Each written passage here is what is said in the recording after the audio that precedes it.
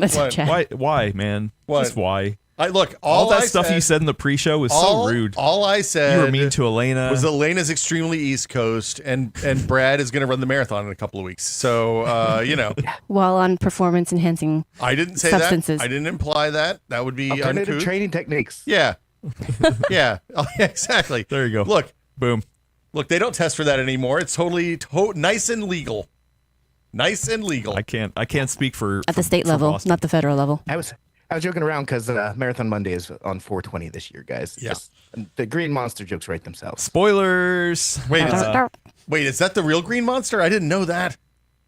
The Green Monster's the big wall of Fenway. Yeah. It's because you didn't have It enough runs room to right put a by there. baseball field there. Yeah.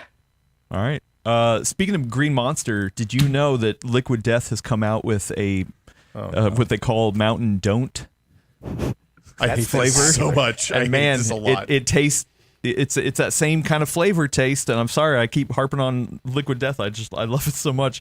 It's that same kind of thing of like, imagine if you get a big soda, a liter of cola Yeah. of Mountain Dew with a bunch of ice, Yeah. and then you drink the thing, and then you set the ice aside for a couple hours, and it all melts, Yeah, and and then then you get the flavor of the Mountain Dew Nope. in water. No, that's essentially what Liquid Death is, and it's actually pretty good. See, I like the polars where they squeeze the flavors out of like a lime or a blackberry or something. No, come on, they're not And then- actually doing that. Though.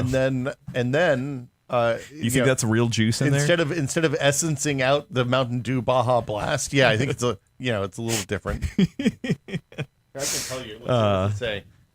Anyway, friend of the show, Data says, Adam, do you know what harping on means? I'm assuming, It's when you play the harp real good. yeah, like the world's tiniest You're harp. on, baby. Yeah. Did you know that a harp is just a piano stood up? Think about it. Okay, It's not Marathon sweet. Monday yet, Will. Yeah, I'm just saying, man. we are deep in the pre-show. Guess what? Spoilers. If you're wondering why we went live at 10:30 a.m. Pacific, it's because that's the new time. We're actually old time. Really, it's the old time. Old new but time? we're just going back to what we had for reasons. Easier scheduling reasons, except for then Will decide to show up literally the minute before we push live. So, I can't help it that there's one road in and out of my town, and somebody put their car into the wall this morning and blocked the entire freeway. That town They were sucks. fine. That It looked town like. sucks. I mean, we have a good Taco Bell though. You keep And- talking about it. Yeah. Yeah, we got a new bagel place. That's pretty exciting. That does sound exciting. We have a really nice bakery. We have a Rosamund's Bakery is really good. They do like morning those, you know the things where you take the croissant dough and then you roll it up and put it in a muffin tin and let it pop out and put cinnamon and sugar on the top. Oh yeah. Yeah, Sounds intense. those things are bomb. They're really good. Nice. They do a nice sourdough. Never had one. You Have one. can't go wrong with cinnamon sugar, man. No, cinnamon sugar and croissant bread. Yeah, you can't go wrong Yeah, with that. no. You've got the sugar, you've got the fat, and then you've got the spices. Yeah, it's delicious. Well, we need to get going. We do. There's only so much pre-show we have because Brad, like Cinderella, needs to pop off So do before I. his pumpkin. Oh yeah, Elena. I hope does I'm so. turning He's into a gonna pop off pumpkin. He's today. first, and then Elena later, and then it's just And then, me and you. and then you and I are just here trying on shoes. Okay, That's the Cinderella yeah, story. yeah. I there you don't go. want to leave. The snow's making me. I'm a single parent. I'm sorry. I'm It sorry. happens. It happens. So Wait, you still yeah, have snow? hamsters. Are the hamsters okay? We locked in. We Oh loaded. man, they are so thrilled to be here too. Oh man, I love Are they it. chattering? Hey, do we have the button for the intro? Multiple buttons today. are the hamsters scampering like capybaras? Is that's what I want to know. I like I'm it. just imagining them chirping like cats do when they see birds. You know, guinea pigs are surprisingly vocal. I don't know if hamsters make noise. I don't think they do. I don't think so they either. can. Really? Just little squeaks every now and Yeah, then. Okay. under bad circumstances. They Oh, can. bad. Anyway. Bad. Anyway. Yeah, nobody wants bad hamster Yeah. sounds. All right. Let's see. You ready for the intro? Are we ready? Rock it. We ready? What are we talking about? Stuff. Fake frames. Yes. Stuff. Oh, did you bring in your GeForce 3? I don't have a GeForce Wow. 3. Okay. Oh. Anyway, we'll talk Why about would it. I have It's a 25-year-old video card. Nobody That uses was- we 25-year-old thought- video card. Yeah, we'll talk about it. Here we go. It's a blood moon, you know. Everything. It Did you watch is the or eclipse last was. night? Is Why everybody would tired? we actually? No, it's affecting us. I went out and watched. Really? Yeah. Can you So see it here? the blood would happen last night. I thought Yeah. it was this morning. No, the eclipse was this morning at 3 o'clock. Ah. I got up at 3 o'clock. At midnight, I went to bed. I was like, I man, wonder- it's so clear. I'm going to be I able to wonder see if everything. that's why I woke up. And I got up and I walked out there at 3 o'clock in the morning to see the moon. And I looked up and it was just completely socked in. like no, I couldn't even see the Anyway, All right, so, yeah. great. It was a Here we good go. time. Glad I Intro. woke up. So I'm going to get it in the first time because it's a Blood Moon. Thanks, Blood Moon. Here we go. In this episode of The Full Nerd, we talk about how fake frames are awesome, the GeForce 3 anniversary, and your questions answered.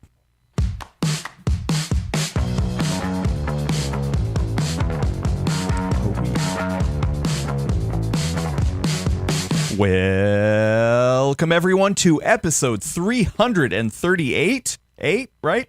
338 Something. of the Full Nerd 388. Podcast. 388 of the Full It Nerd was Podcast. 387 last week. The best processor that Intel's ever made, the Math coprocessor. You're right. The 386. You're right. The Full Nerd, the PCWorld's premier podcast about PC building, DIY desktop hardware topics. I am your fill-in host, Adam Patrick Murray, but I am not alone. I have the whole crew in today, joining me on the line for at least another 40 minutes or so, or something like that, is one Brad Charkis. Hello, Brad.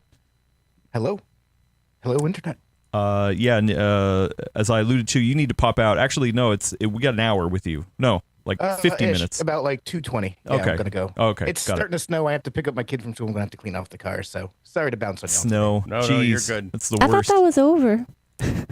Oh, yeah. Never over. I'm sorry. I'm speaking very much as a Californian here. Yeah, the Californian with the most East Coast attitude, once you get to know her, is one Elena Yee. They don't believe me.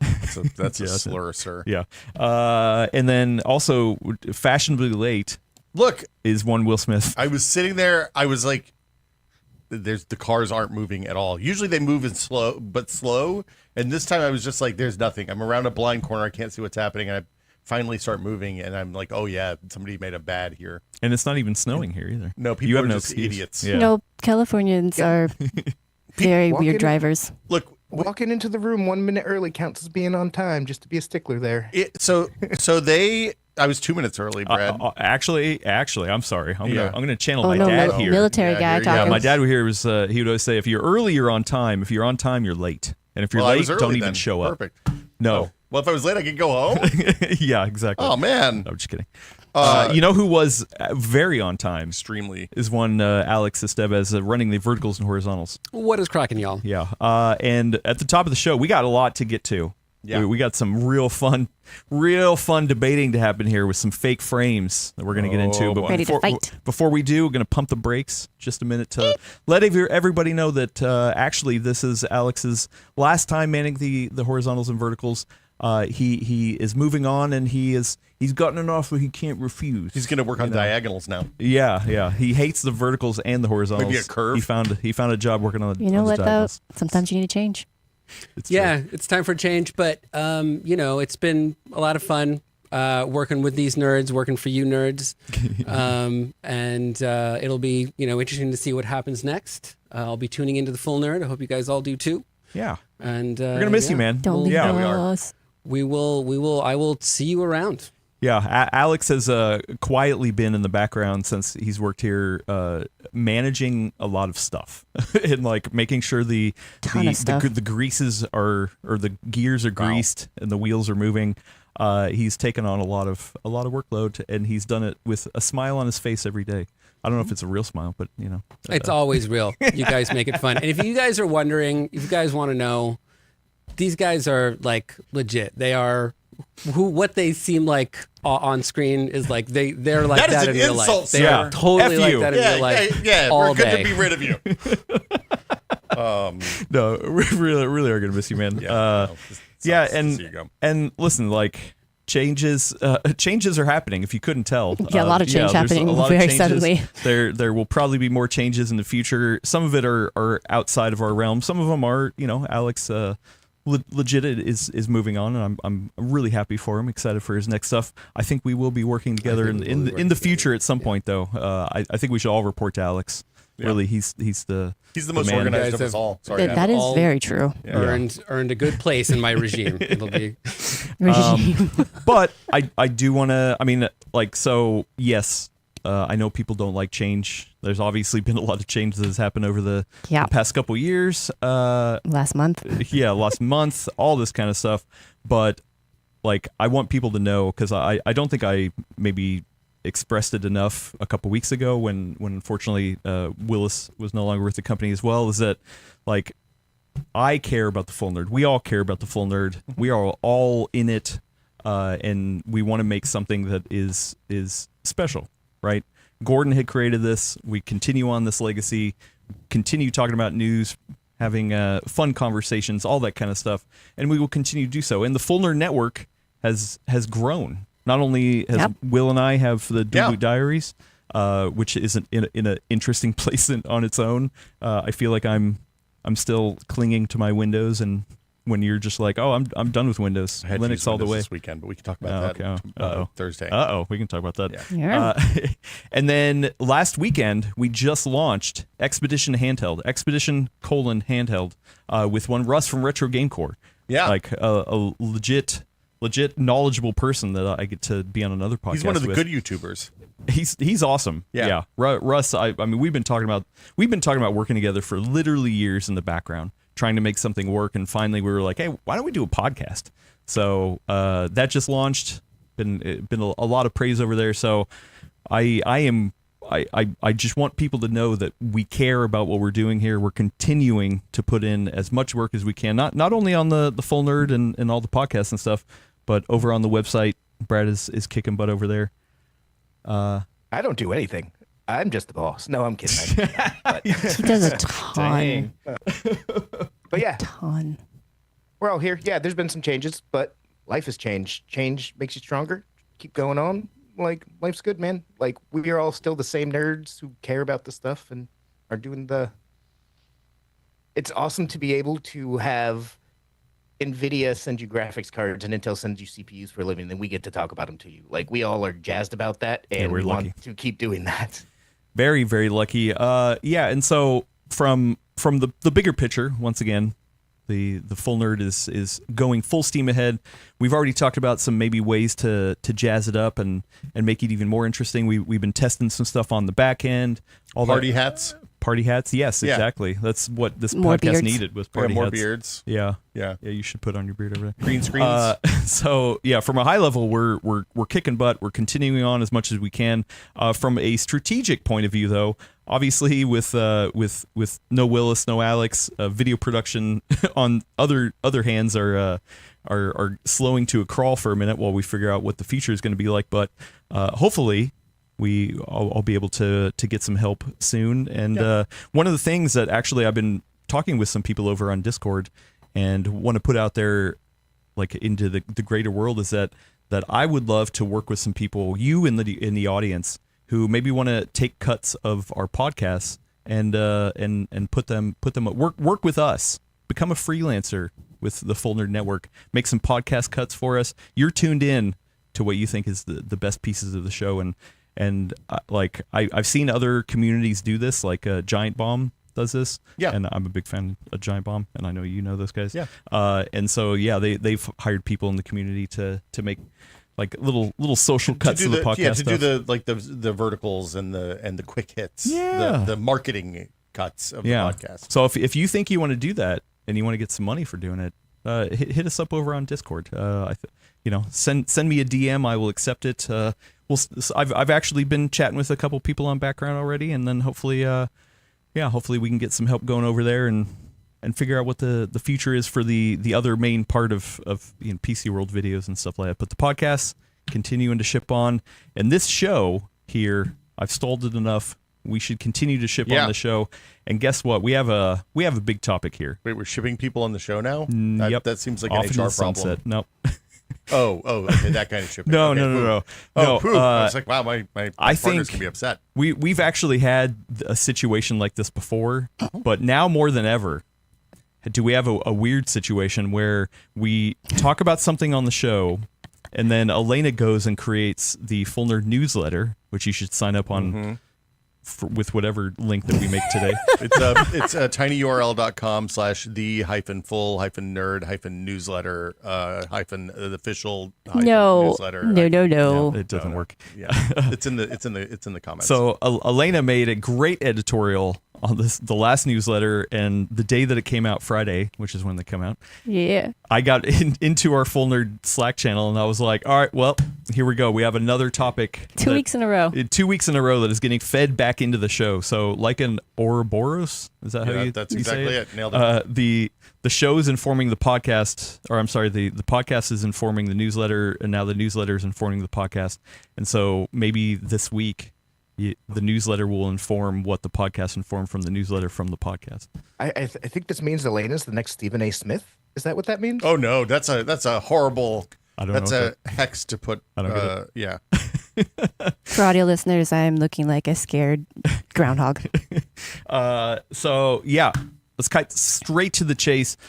There was I'm gonna read the headline. It says, "The internet, you are wrong. Fake frames are better than real frames." Well, it does sound like a Stephen A. Smith headline, though, if I'm being real. Yeah, and Elena wrote it, so she's here with us today Totally. on the show to Totally defend wrote her it just position. like that. I'm just kidding. What was the feature that you wrote? What was the real headline? So here's the thing. It came up in my newsfeed. I think you actually also brought it up as a topic as well in our group chat.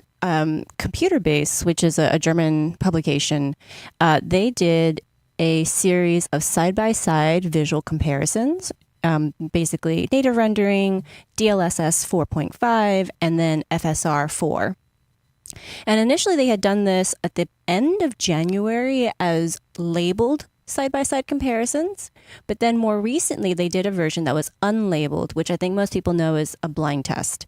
And they took poll results for each one of these, so both the labeled version and the unlabeled version, and overwhelmingly for their user base, I guess not overwhelmingly, but the majority would pick DLSS 4.5. So if you look at the breakdown, it's not every single game, but it was like 6 games, and in 3 of them, they had a majority that picked the NVIDIA upscaling. And then on like 2 others, it was over 40% that had picked the NVIDIA upscaling. And then the last one was, I think, Cyberpunk, and everyone was just like, it all kind of looks the same. So, I mean, there's part of it is related to how well the game, upscales or not, right, with these technologies. But if you look at the labeled versions too, there's kind of a similar trend. So I think that's probably one of the reasons why I didn't read all of it in German. And you can machine translate it if you want to. But I'm guessing one of the reasons why they did this unlabeled test is to see if people's preferences would still hold if they didn't know what they were looking at. And I personally found this fascinating because when I looked at the unlabeled versions, I was like, I kind of know which one I like, but it doesn't really matter as much to me. I'm going to go look at the labeled versions just to see what I'm probably picking up on, to see if I can figure out if there's a correlation or like a pattern. And it turns out that I actually tend to like the native version, even though some of the details aren't rendered as clearly. And I thought this was fascinating because, and I write about this in the editorial, I guess what you want to call it, is that I think it's what's happening for me.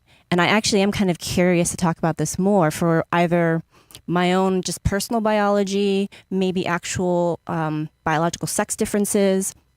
Who knows, right? Maybe even the hardware and monitor resolution I'm running at.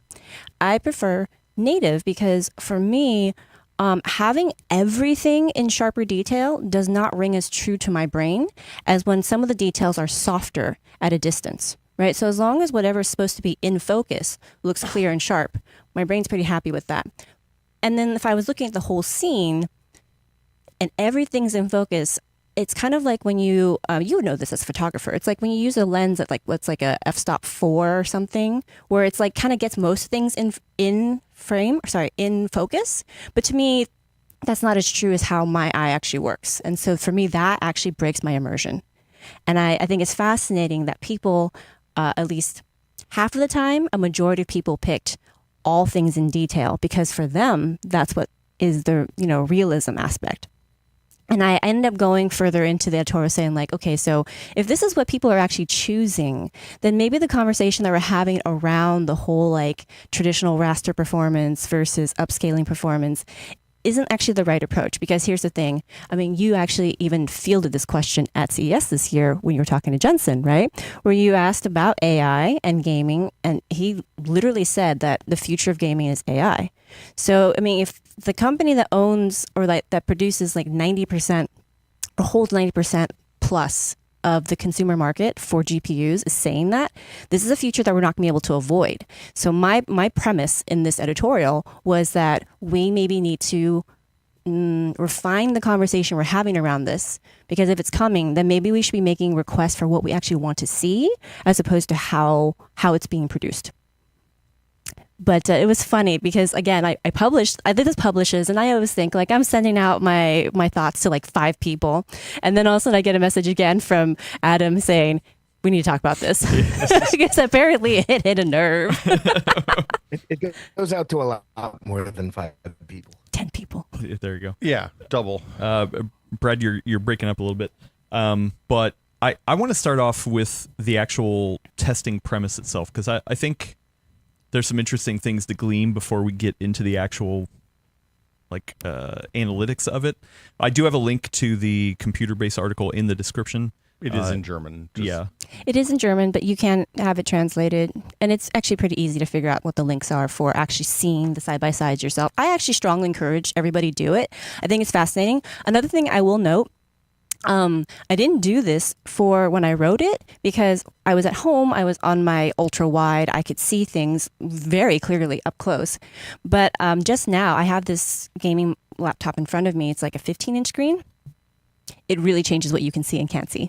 So I also think, I'm just saying, right? Like on a handheld just too, literally. yeah. So I do think that there is also it's going to be influenced by what your hardware setup is as well. Well, I was gonna say that's one of the reasons people don't do this often is because it's kind of hard in a web context to display this kind of information in a way that the browser or the image compression format that your CMS uses or whatever doesn't jack up the problem. Like this has been a problem. And to be clear, this has been a problem since the magazine days when we were like, okay, if the graphic designer who lays out the page uses bilinear filtering to upscale the image, then it makes all the jaggies from my screenshot that I spent all this time getting go away, and we have to you have to use the right filtering technique in Photoshop or whatever to make the images right. The thing that they've done is they've loaded up multiple videos that they capture that I assume they're using a non-lossy compression they're algorithm. using whatever that NVIDIA tool is. Cat. Yeah, iCat, something like that. Yeah, I used that for that Cyberpunk video. This is lossless. So there's no compression here. You're still supposedly seeing what they captured. It's AV1 probably is what they're doing. I don't know. Yeah. But I mean, you have to zoom in. I don't know. It's complicated, I guess, is the TLDR. And yeah. So like I would say that the test up front was already telling people that, okay, what you're going to be judging on is the upscaling quality. This isn't just a blind test of oh, hey, we're not telling you anything about what we're trying to get here. We are telling you, we are trying to figure out your preference for upscaling. So the people going into it already know that that's what they're judging, right? So number one, I think that skews a little bit. But I think if you don't know which one you're looking at, it's still different than when you do. Exactly. I think the answer is on which image you prefer, and not say what they should be looking for. Just, hey, which one do you prefer is still a different answer than, okay, which upscaling do you prefer? And show it, So I'm not saying they did it wrong. I'm just saying it's a different test, right? Hot take Adam at it again. And this is the other thing too that Digital Foundry talks about all the time, is that this is not how you actually perceive the game. Right. You're saying the test that they're giving you is which ones you prefer in this way that we're showing you. It's not how you're playing the game. Well, it's half speed, and also you're zooming in. And you can zoom in as much as you can.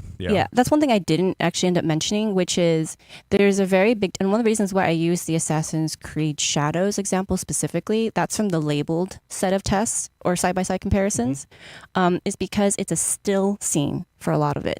So you really have a moment to really see what's going on. For the ones that you're actually constantly in motion, at least for me, it is a lot harder to tell. So it becomes less of a question then of which one's best, and it's more what am I even looking at here? Well, yeah, and you can look at this and see the AA artifacts on different things. There's not one in this Arc Raider scene that I have loaded right now, but a chain link fence or something that's semi-transparent is a real tell that you're not using DLSS if you're using, because they traditionally do really badly with that kind of stuff. The traditional models typically do really badly with that, to the point that like video card manufacturers built a bunch of edge case ways to do AA on transparent meshes, like the chain link fence example is the classic one, but it shows up in a bunch of different places.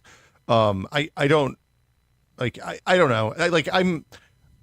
I think this is a really cool thing that they've done. I try not to read too much into stuff like this. Well, if anything, I think it at least gives people the tools to figure out what they're looking at, right? Yeah. Because I think in normal gameplay, people are not going to be able to see this in this same way. That's exactly, yeah. Which, once again, I think is a completely different thing you're testing for.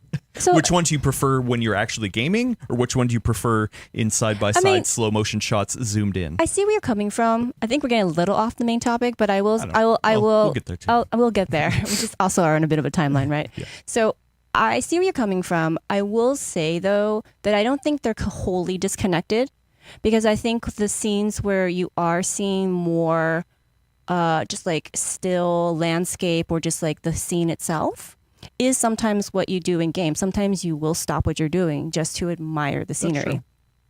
I mean, there's a reason why some games have in-game screenshot features, because people will just take in-game photography. Brad, what are you thinking? Yeah, sorry, you're trying to butt in. Me, I'm the guy. Yeah. How I feel about this actually ties in a lot to results and what Will was just saying. The thing that jumped out to me when I was going over all the results is that DLSS 4.5 dominated. It was the number one voted topic in every single game. Yep. Like, even if it didn't pass 50%, there was FSR, there were different solutions, there was native, and so they cut up the slices of the pie, and DLSS is always the biggest. Pardon me. And that actually corresponds a lot to how I like to play games. With the point that DLSS is at now, my default is to turn it on to quality mode. I turn on DLSS quality. I like the extra boost in frames. And part of the reason why I actually generally prefer DLSS is because I feel like its anti-aliasing is significantly better than the traditional ones. So I can see the difference when I'm using that. I prefer DLSS, and that's why for me. It's interesting. I tend to do the same thing as you, Brad. Like, even when I don't need it for performance, I flip it on for DLAA just to get the edge anti-aliasing. The other thing I wonder with the results and the market saturation for DLSS for the users is that in video codec space, there's a long-standing I don't know what it's like an effect where your brain, after you're exposed to a new video codec, kind of filters out the compression artifacts of that codec for a long time. Like, if you go back now and watch a DVD with MPEG-2 compression on it, you're going to look at it and you're like, man, that is blocky as hell. Yeah. But in 1998, as we were watching all of the video coming into our houses, either through our cable box or a satellite box or DVDs, was all MPEG-2 compressed. Our brains eventually just stopped seeing those squares, and like all the video codecs have these compression artifacts, and after you're exposed to them for a certain amount of time, you just don't see them anymore. It's really hard. You have to actively look for them. And I wonder if we're seeing the same effect on the DLSS stuff, right? I think if enough people are using DLSS all the time, that our brains just have become accustomed to it, and that feels like the comfortable thing. Whereas FSR, which is going to have a different set of artifacts, and XESS and more traditional AAs are going to have more novel artifacts that your brain picks up more, and you go with the one that feels comfortable. Is the other thing I wonder. That you pick, basically what you're blew saying is my like mind. that you pick what you're familiar with. The familiar one is the easy Yeah. one to see. Yeah. Yeah. I mean, because the other thing they didn't put in there is something of like console past, which was checkerboard rendering, right? Mm-hmm. I didn't even know. I mean, this was years ago. I remember like first hearing that was even a thing, and then once okay, now I can see it, right? Then Yeah. you're just like, oh, my brain was just filling in the detail, and that's a whole different look onto itself as well. So yeah, all these are different, almost kind of flavor profiles, right? Some of them you jive with, some of them you don't, kind of thing. But and once again, I don't mean to harp back to this, but like the other question I want to know is, between this, if there was a way that people could physically play the same exact thing and give not only is it the image quality but the experience you're playing, I bet even more people would still prefer DLSS because you're Brain probably pacing. you're probably getting more So- frames compared to native. So I mean, it depends on yeah. the game too, though, right? Because if we're talking about single player, that's a whole different beast than when we're talking about multiplayer, and we've talked about that on the course, show yeah. before. So we actually have somebody in chat. I'm actually not sure to pronounce your name. Jen Videsal 4739. Just pointing out that not seeing like methodology, like in how they conducted it, which we kind of touched on just a little bit ago, right? Where it's like it's so hard to quantify something in a repeatable way for something like this because you have such a variety in how people are coming to it. I will say that I think their overall size of group, because the first thing I looked at was how big was the poll, right? If it was only just a few dozen people, they had about 1,000 people or 1,000 users. 1,000 Germans mostly too, right? Like I would say they're the most discerning. Are we Look, getting you into don't- cultural you stereotypes don't- here? You don't have to cozy up to the Germans yet, Adam. It's, No, I'm not cozy. like- I'm saying they're probably the ones that are gonna really dig into this hard and Yeah, so there's 1,000 users who respond on the poll. I assume unique users. I hope they were unique, but so to me that was a decent enough sample size. I would agree that it is very hard. Like the thing is, when you're doing actual research, you want it to be repeatable, right? And you want it the environment to have very defined parameters. I think for something like this, it's more of a conversation point than it is that we're talking about science here. So if you're listening to this conversation, I would encourage you to come at the conversation from that perspective. And you're not wrong about your perspective. I just think that for us to even have this talk today, it is more about talking about like, oh yeah, there are some things where it's like, is there a familiarity bias? Is there a hardware bias to it? How does gameplay style and the games you play factor into it as well? Because they do have a range of them. And some of my notes say like, can't really tell, don't really care. Like for Anno, I was just like, I'm so zoomed out. Why does this really doesn't matter? Yeah, exactly. Like it doesn't really matter to me personally. And again, there's also like the personal preference right there. I do wonder, as I read a little about this, and of course, here's the thing. I want to preface this by saying very firmly that biological sexes often have, like the sexes have more similarities and range than they have differences. But there are like some very small trends that you can pick out of that. And so I wonder if like how our vision systems are, basically coded, wired for the biological sexes, if that also plays a factor in what the preference is. And then, but again, like, is it that, or is it familiarity bias, or is like, so there's so many different aspects to this that I find fascinating. But again, for me, it all boils down to what do we want, right? Like, what should we be asking for as a group? And my thinking is that we should be asking for everything, right? Because the thing is here's the thing. I'm just saying, if AI is supposed to be able to do all the things at some point, why not ask it for specifically the things we want, which is if you're, like, say, for example, if you prefer DLSS 4.5 and it's because you get that accuracy of detail, you should be able to ask for that. But if I want better accuracy and depth of focus, I should be able to ask for that too. There's no reason why they have to be mutually exclusive, is what was ultimately my point It's in the that PC editorial, too, yeah. right? So Well, yeah. I don't want to end the conversation, but I will say that this is not necessarily about science. It's more about how do our preferences, like how does that inform what we should be asking for as PC gamers? Depth of field is one of those things that's a little fraught these days because it was used. We've had a long history of technologies that video game developers use to get more juice out of underwhelming console hardware. Like in the N64 days, it was fog, and then in the Xbox 360 days, it was also fog, and then in the Xbox One days, it was depth of field because they were like, "Hey, man, if we only kind of half render this stuff that's not in the immediate, like not exactly where you're looking, we can spend all of our pixels on the things that you're actually Little looking at." Yeah. And so people, like, it started being perceived as a negative in a lot of the communities, and so people don't even implement it anymore, which is a bummer.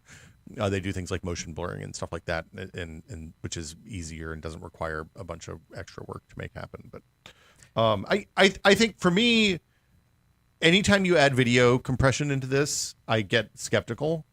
I think anytime, like, I would love. It's funny. I've talked to friends of the show about who who have the capability and space to do like real world user testing about how we could set this up before. Because I would love to like set up a big giant, set of 3 or 4 machines that are all hooked up to one keyboard and mouse, and switch them, let the user switch between them or switch between them on a cycle or whatever, and have them pick preferences as they're playing. Because I think realistically, if you want to get an actual blind survey of this, you put them in front of 4 identical monitors and you just scooch them back and forth in front of the monitors or whatever, where they're playing the exact same thing at the same time. You're just piping the same input out to 4 different machines. Because as soon as you add any kind of mediators into this, it gets a little questionable. And that's kind of what I realized when I was doing the Cyberpunk thing last year, is that like it was an interesting video, and I'm glad that I did the experiment, but also I didn't think we should do more of them, because like what we got out of it wasn't any kind of conclusive at all. I agree with that. This is definitely not like a Stanford experience kind of, report. I don't know if we want that.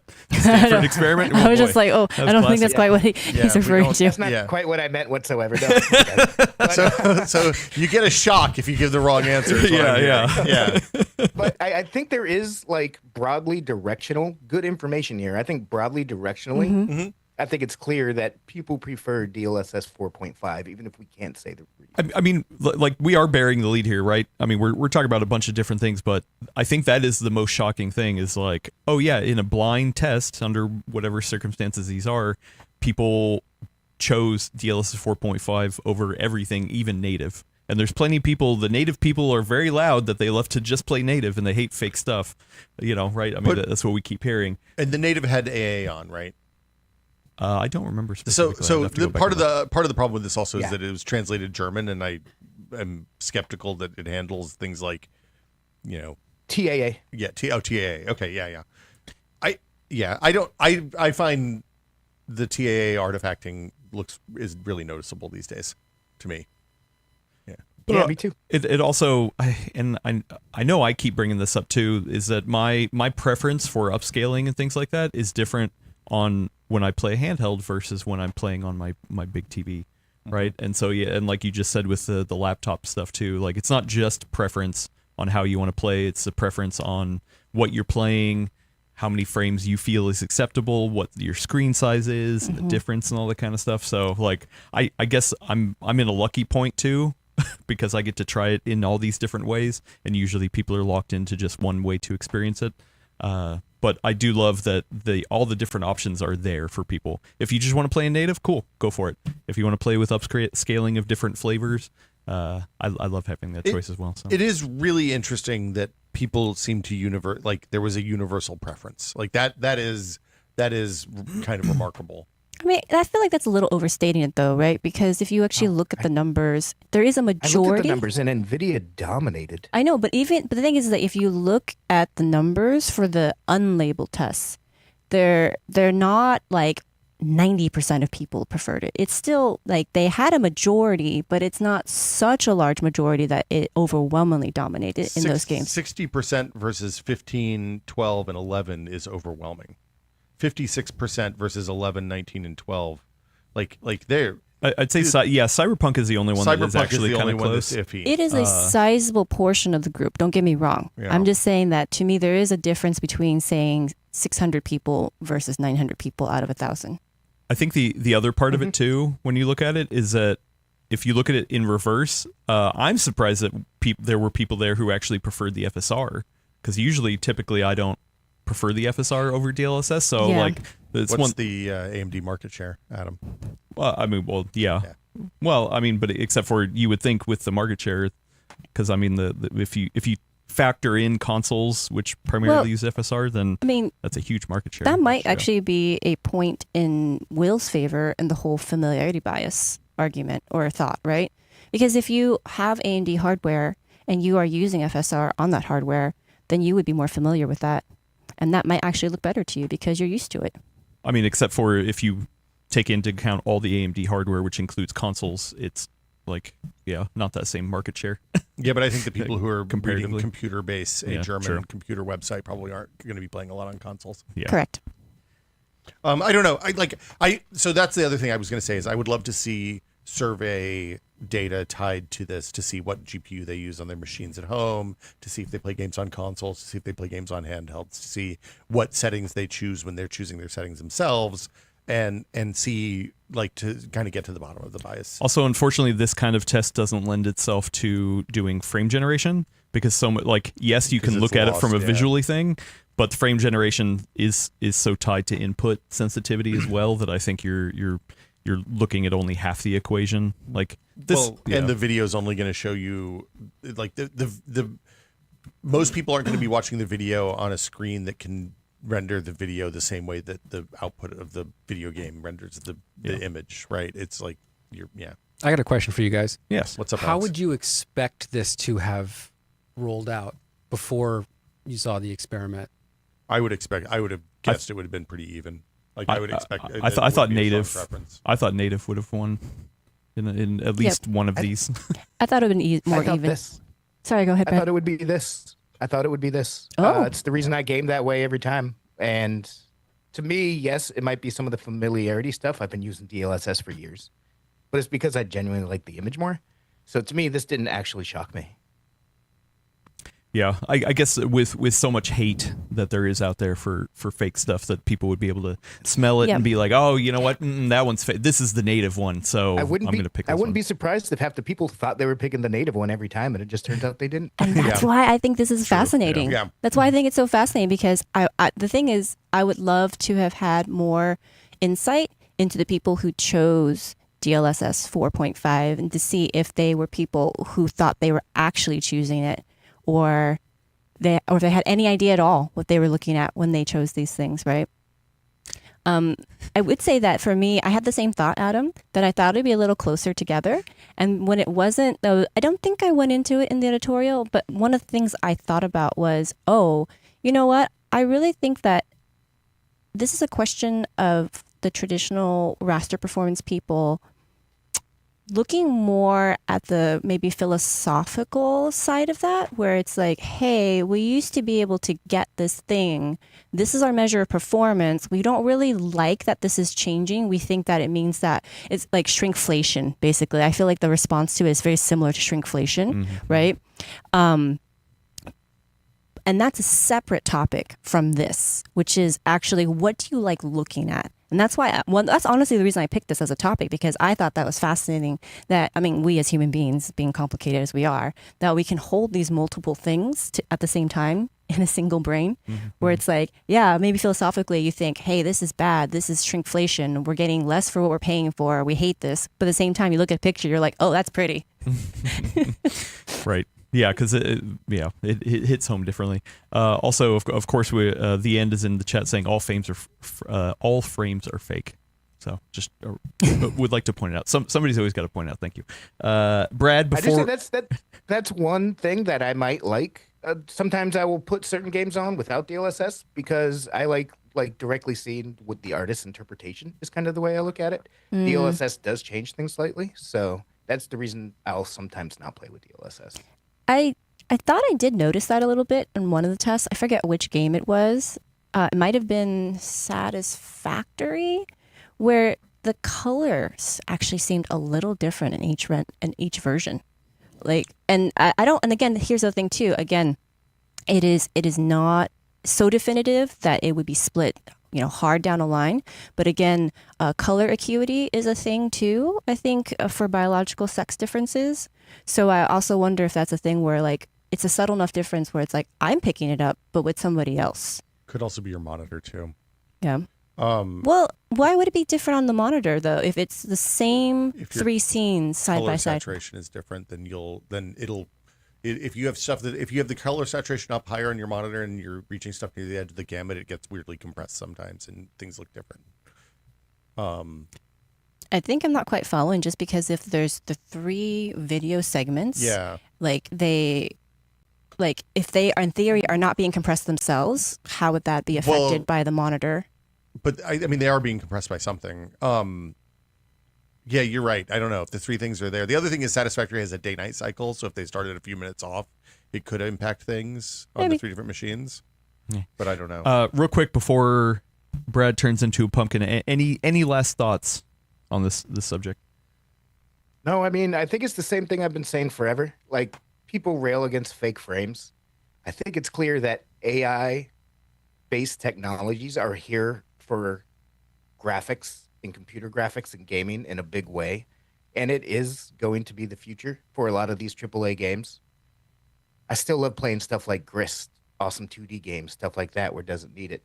But I think this really drives home the fact that there are benefits to it. NVIDIA DLSS dominated the better picture quality tests. So I totally understand people who don't want anything to do with it, but I think this is going to be more and more of the future. And this proves that that's not necessarily a bad thing. So that's kind of my high-level thoughts on that. Yep. I wish that they would let me, now that the survey is done, look at these videos and know which one's which, because I have some definite theories. But yeah.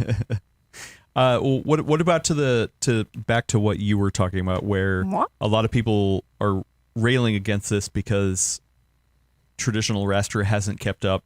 They've introduced things like ray tracing. I had a discussion, I don't remember who it was, with on the Discord, where they were talking about like how ray tracing is so tied to upscaling, and a lot of people see the negativity that way because they're so negative towards ray tracing that upscaling wouldn't have come if they wouldn't have had to rely on that kind of thing. But my pushback is that you can still enjoy upscaling and what it brings to the table. Yes, it got introduced with ray tracing because of that, but you can still enjoy it regardless of ray tracing. I actually disagree with that hypothesis. I think I understand where you're coming from on it, but having been firmly seated on the console side of things 10 years ago, when at the time the next gen consoles were talking about checkerboarding and such things. Oh, do I remember the poo-pooing from the PC camp and how it was so awful that consoles had to do this, and that was before ray tracing was a discussion point. Look, this is the story of PC graphics for the last 25 years. Literally. I love how I finished that and like just the grizzled veteran just turns. Okay, Junior. Back in my day. But no, we're going to talk about the GeForce 3 in a minute. Yeah. The third paragraph of that article is like, yo, this has no uplift in stuff that doesn't use the programmable, the compute pipelines, right? Like, literally it's a stair step over the last 25 years where a new feature is introduced. It kind of sucks the first generation. The next generation, they introduce a new thing, and that last generation feature that kind of sucked, boom, we got it.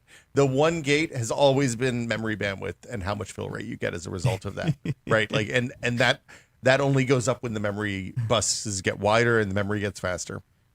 I guess the other way to look at it is, imagine a world where ray tracing didn't get Imagine a world. Yeah, imagine a world In a where world. ray tracing didn't get introduced, but upscaling still did.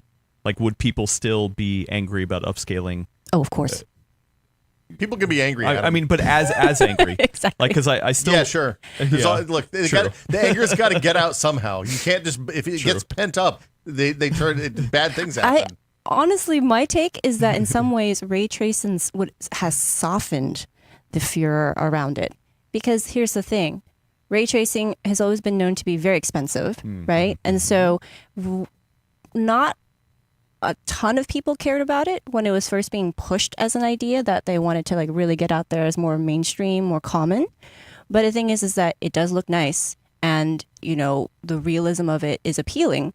So if you're basically using that as your carrot for all this like rest of this stuff that people don't want, it actually makes it a little more palatable. I think if they had only just said, hey, we're just introducing upscaling technologies, people would have really doubled down on the whole, well, why aren't you just giving me better performance? Go ahead, Brad. And then I got to go. To me, it's not necessarily just the ray tracing being like so commingled at launch. But it was more that both FSR and DLSS absolutely sucked in their first iterations. Like, they were gross looking. DLSS 1 didn't last very long. This is a hot new technology. You only get one chance at a first impression. To see that come out of the gate, I think a lot of gamers, we've all been sitting here for a while doing it, a lot of us. And that first impression just stuck in people's heads so badly. Definitely. It's not 2018 anymore, though. Well, and like they did it again with the frame gen, right? Like the first wave of the frame gen blew, and then they fixed it on the second wave. I will say the ray tracing thing. I spent a lot of time looking at Resident Evil Requiem last week. Me too. Which see, Brad, which Brad. has a ton. It has multiple ray tracing modes. It has full path tracing. Wait, before you minimize Oh, yeah. that, yeah, there you go. Turn that off. We're just gonna turn it off. Oh, black screen. Yeah, Wow, black fancy. screen. There we go. Um, I'm gonna but wheel yeah. it out like a. as that game has a full path tracing mode where the entire lighting system is rendered with ray tracing, right? It also has the classic ray tracing mode with hybrid ray tracing, where there's some more traditional pre-rendered lighting, and then they use the ray tracing for things like shadows and reflections and dynamic lights and stuff like that. So it's much less intensive. And the difference on that is, like, I want to say it was like 30 frames a second versus 60 or 80 frames a second, right? For all intents and purposes, when you're playing the hybrid mode, where it's ray tracing for shadows and reflections and dynamic lights versus the full path tracing, I couldn't see the difference in those, right? And admittedly, I'm a giant coward. I didn't play a whole lot of that game. But like I feel you, dude. really, like, way too scary. I feel you, dude. Do not like. The world's scary enough. Yeah, you don't need to. like, you don't need extra. I can pop open the news. yeah, if I want something 100% scary. there with you, buddy. So like I didn't play for like 15 hours and see all the different environments, and it's entirely possible there's some like late world environment that's full of crazy dynamic lights and you're like, this is incredible. But the path tracing is massive overkill. It's like an enormous amount of compute that you throw at this game when hey, we're going to do the base level lighting and then layer on the ray tracing stuff on top of it, ran better and looked virtually identical. I mean, either way, that video that you did, which is up on It's on PCWorld's PCWorld's YouTube yeah. channel, looking at the frame times and stuff, no matter what way you play it, like, that game is super performant. It looks like, great. and feels really good, and like gives you a breadth of stuff. Like, even if you turn on the path tracing stuff, it's not just 2 frames a second kind of thing. No, with Like, with path tracing on 4K native, no upscaling, I was seeing a solid like 28, 30 frames a second, which sounds terrible. 230. But like the frame pacing, I mean, the whole point of this was talking about frame pacing. The frame pacing was good enough that it didn't feel like Xbox 360 30 frames a second, where it sags down to 14 occasionally. And you're like, wow, this really feels bad. Anyway. Yeah. It was interesting indeed, but I think we have a number of people who are always in the chat and who are commenting about this kind of stuff, and I think this now more than ever points to at least me feeling right in my assumption that most people are using some sort of upscaling. They just use it, right, and they don't even think about it, right? Like, it's something I turn on. Like Brad in like quality mode, because I at least save a little power, I get a little more performance, and the visual loss is like usually a minimal impact kind of thing. I think that statement needs to be qualified for it to be true. I'm not saying it's not true, but I wouldn't say most people. I would say maybe most enthusiasts, specifically the people that are in our audience, and likely people who are regulars of computer base. I don't think that's necessarily the whole of PC gamers. Yeah, there's plenty of PC gamers that never even go into the graphical settings. I'm not talking about that. Not even just that. Not everyone can afford hardware that's going to run this well. But they would need ray tracing more, or need upscaling more than not. Most right? people are just using the defaults. And for RE, the default was FrameGem 2 and DLSS performance, I think, on my machine. Not on my Linux system. Well, Linux system, you get wrecked. Yeah. Enjoy your raster pipeline. Yeah, we're going to talk about that. Yeah, we can talk about that. Anyway. And also, at least you have a plethora of options. Like, you got more options than ever on console, for sure. Like, to be like, oh, do you want quality mode or performance mode? That's more than we had in the past. I don't think that's a good thing. I think that's actually a detriment. I think really? Yeah, I think. Look, wow. Will Smith hates options. If I'm buying a console, if I'm a console chud, I just don't want to have to think about it. I want to know that it's going to be good. Chad. I'm sorry, Elaine. I got bad news. But I'm just saying the whole point of the console is I don't have to think about stuff, and I can just go in and play my Call of Duties and my Maddens and my FIFA. Put on my Gordon hat here for a second. Your beanie. Yeah. Your beanie. Yeah. I don't want to have to think. Beanie. I buy a console so I don't have to think. Well, but you don't have to. Yeah, you like do. you can It it's still pops up when I start the game. It's like, Not- hey, man, not all games. I want to play Spider-Man. Oh, shoot, I want to play this in performance mode, or I want to play it in quality mode. it's not all the games. I want it in quality and performance mode. I want both. You're why not are the you right. giving me one you're or not the other? right target audience. Yeah. I think more options the better. But yeah. That's nice. Yeah, I mean, I guess. Well, I'm gonna put a poll. Actually, we should have put a poll this whole time. Fake frames or not fake frames? Well, no, or do I? How do I phrase just the put poll? 1080 at the end, and we know it'll win. GTX 1080. Do you like yeah. fake frames? Yes. No. There you go. Yes, no, maybe so. Yeah, I don't look. I'm kind of joking, but I do think that especially the later PS5 era games, when you're playing, especially God help you if you're playing on a Pro, you get like 5 layers of options. Sometimes they're like, hey, do you prefer performance? And there's a whole lot of confusion around that, because even if you're doing something goofy like using a PS5 on a 1080p TV, you don't get the best of both worlds, even though it's rendering a lot fewer frames, because like you still are stuck to 30 frames per second or variable frame rate or 60 frames a second. I would argue, though, that if you own a PlayStation 5 Good job. Pro, that you may be less adverse to having options. I mean, yes, but it's the surf eat of choices still applies on the chud level consoles. All right. Well, yeah. Before you have to pop out I as know. well, Elena. I do have to Anything go. else you wanna talk about in this subject? Any horses that we want to continue to beat? I mean, I will just say again, I think that if you're somebody who stumps for traditional raster performance and that you have the same feeling about it as, most of us do about shrinkflation in general, you're not wrong to. But I would also encourage some of that energy go towards making sure companies know what it is you're looking for in games. Not just that you want the hardware to produce the amount of frames you want to see, but if they are going to be relying on these upscaling technologies, that it is doing it in a way that you want to see it implemented, not just what they think looks good. Should we start a new video series where we write letters to the CEOs of graphics companies? And Dear it's sir. like a frosted background with a nice white vignette around, and Elena sits down in a comfortable chair with her letterhead No, and her I stationery, think writes, "Dear Jen's son." No, I think it's better if you get some 10-year-old kid to do it, because it's way more Okay. cute. Yeah. I don't know. I like this. I would this is like a to real- see like the butterfly Santa. wings Yeah. in detail. Thank you. Uh, But yeah, I also am very surprised. Once again, I have not been roasted completely by the chat. So your plan to try to get that to happen has failed twice in a row, sir. 2 weeks in a row. We have to get a new topic. I mean, this also just points to the fact that people love the newsletter at a PC. What? 10 Did you people. just Love it. choke over there? Wait, you don't like that joke? Wow. I joked a little bit. Yeah. Wow. Will thinks people don't like the newsletter. No, I love the newsletter. I was just dang. getting ready to, give a It's okay. wholehearted I mean, coffee spray Will is one to of the support 5 people I knew for sure were reading it, Yeah. so I can't be mad at him for that. it. I didn't read last week's until way later in the day after you'd already talked about it. I got the gist because I had meetings in the morning. So. It's okay. You still read it.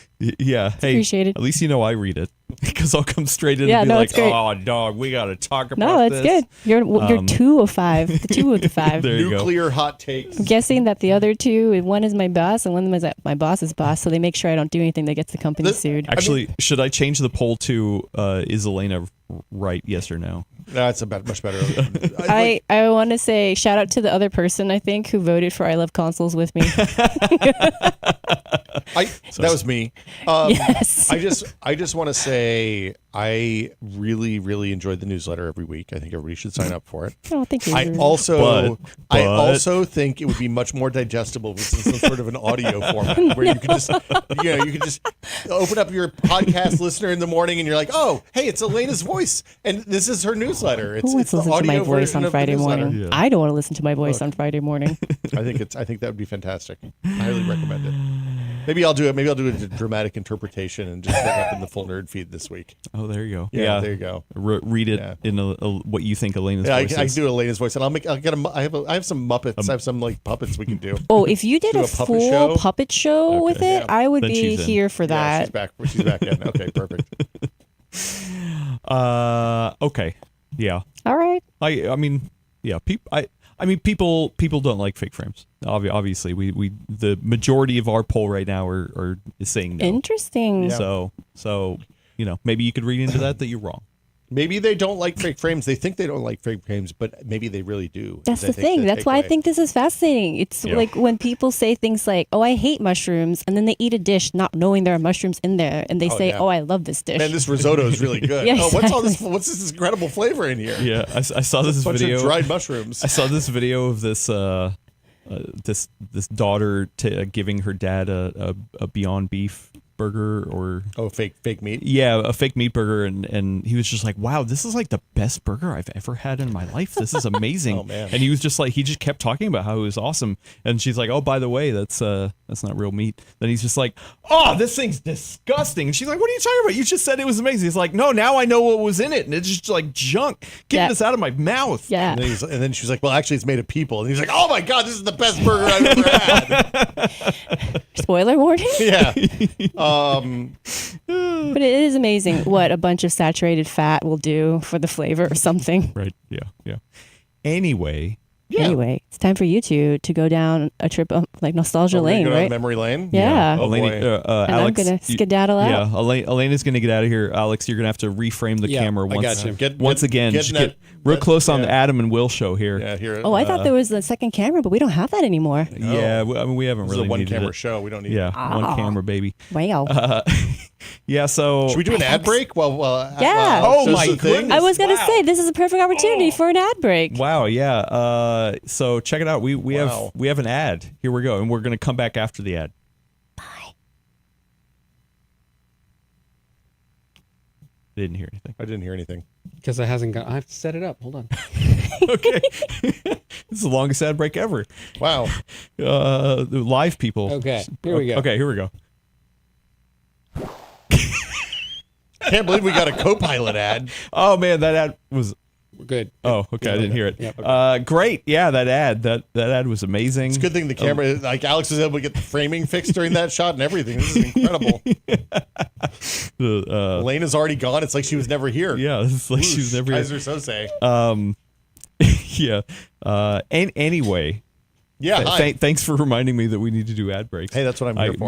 Maybe one of these days I'll remember that. Yeah. I'm just gonna put a giant sign out there that says ad break. Yeah. So I saw an article that we linked down to in the description. Now I need to find it over here. I think it was Tom's Hardware. Was it? Yeah. No. It was. It was. Dang it! And now I lost it. I don't have the article. Well, anyway, the TLDR. Oh no, it's Tom's Hardware. They did a little retrospective. I guess the GeForce 3 launched 25 years ago as of 2 days ago. Yeah. And I got in the chat and I was like, hey, I know somebody who's that old. Wow. Thanks, man. I'm kidding. I'm sorry. Everybody's gonna roast me for that one. Wow. I listen. I was old enough to be around then. I just wasn't into PC gaming the same Were way. you So excited about the prospect of a GeForce 3 at that point? I don't know. In the article, they had a little screenshot of a Chameleon demo, and that Chameleon demo looks really cool. So- do you remember that demo? Oh yeah. Okay. So the thing about the GeForce 3 was it was the first foray into a programmable, like general purpose compute shader languages, right? And they weren't fully featured. They didn't have loops and for statements and stuff like that. But they could do things that we had previously only seen on like specialized SGI hardware, like the Chameleon demo, which shifts from like a shiny reflective lizard skin looking surface to like liquid metal to all sorts of other stuff. Like, I know this is hard to believe, Yes. but in the year was 2001. The year was 2001. And let's see, Terminator 2 was what, like 9 years old, 8 years old, something like that. 91, I think. Yeah, so 10 years 92. old, and we were like, look, man, we can do the Terminator 2 thing on our personal computer. yeah. I'm watching the loop right now. I mean- it is pretty impressive still. Now, in fairness, Oh, and it's transparent. he's transparent. He's both a Terminator 2 and a Predator. Wow. Is the thing that Chameleon can do. He doesn't murder anybody though, so that's good. And they were doing like bump mapping, all sorts of stuff like that. But the point is, it was the first time we had a graphics pipeline that was more generally compute driven, right? We didn't have, like, up until that point, everything was just fixed function. You put triangles and and textures into one end of the video card, and out the other end came frames. And the speed at which the frames came out was tied directly to the clock speed of the processor on the video card. It was before we called them GPUs. Graphics processing units. Before they were graphics processing units, and the speed at which it ran at a resolution was basically tied to the speed of the memory and how many pixels you were trying to draw. So I'm always a little out of focus, Kelt. I went back and I dug up. It's that angle. Yeah, maybe move the camera a little bit. This is great for the audio. Or how about you scoot back? Or how about we just scoot really close together? I could just get off axis. No. There we go. Yeah. So just don't put your hand on my knee, Adam. So this was the first time. So I started Maximum PC in 2000. This was the first big new graphics card launch in that time. I think I came in. Like my second day at work was when the AMD brought the Radeons by or something. It'd be third day. So when this came out in the spring of 2001, I talked to NVIDIA and I was like, hey, I want to put this on the cover of the magazine. I talked to John Phillips, who works over at PCWorld. Still my boss. Still your boss.